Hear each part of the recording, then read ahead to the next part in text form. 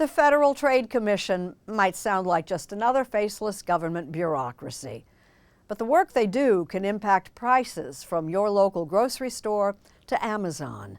Robert Costa is in conversation with FTC Chair Lina Khan.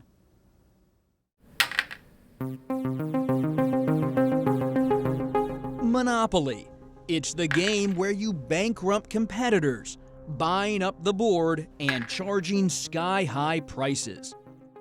But from her Washington office, there's a real battle for our country. Lina Khan is playing a different game. Anti-monopoly. You're playing that game in real life.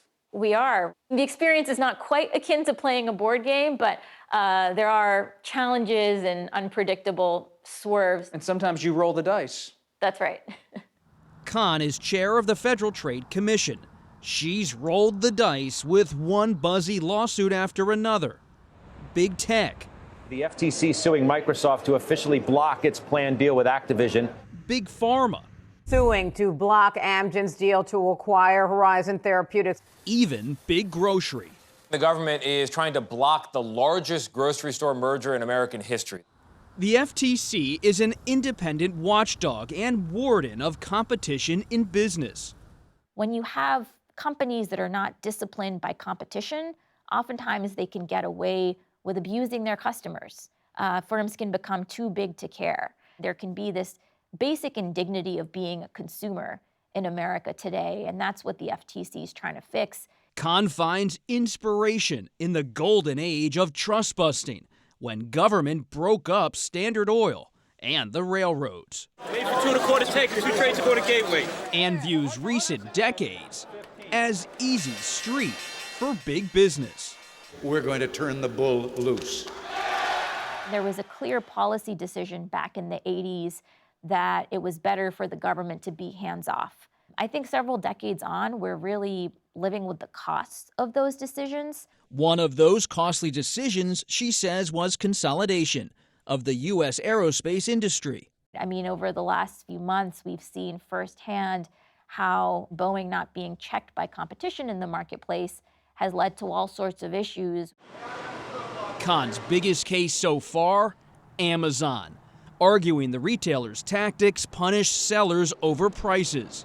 It can delist them from the buy box, make them disappear from the search results page effectively. Amazon knows that a lot of small businesses live in constant terror and fear. Constant terror of Constant Amazon. terror of Amazon, because they know that with the press of a single button, a business can see its sales drop by 80% or 90%.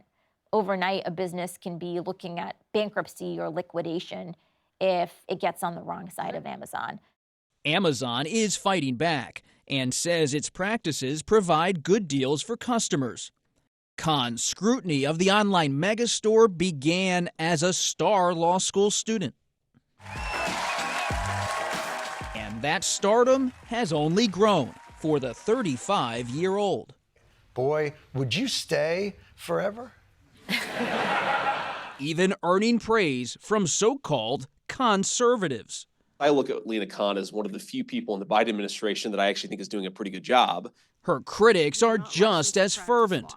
Khan's been a one-woman wrecking crew for your stock portfolio, casting her as an overreaching anti-business crusader. My problem here today is that you're a bully. Is there a risk for the FTC taking an aggressive approach with these big companies? Our focus is on making sure that we are enforcing the rule of law. And I see an enormous amount at risk if you instead sit on your hands and don't address the problems that people face in their day-to-day lives. Khan's next move, investigating pharmacy benefit managers. Hello, nice to see you all. In Philadelphia this month, she met with independent pharmacists. Over 300 pharmacies have already closed in the country, who say these prescription drug middlemen are hurting their bottom lines. We're losing money. And their patients.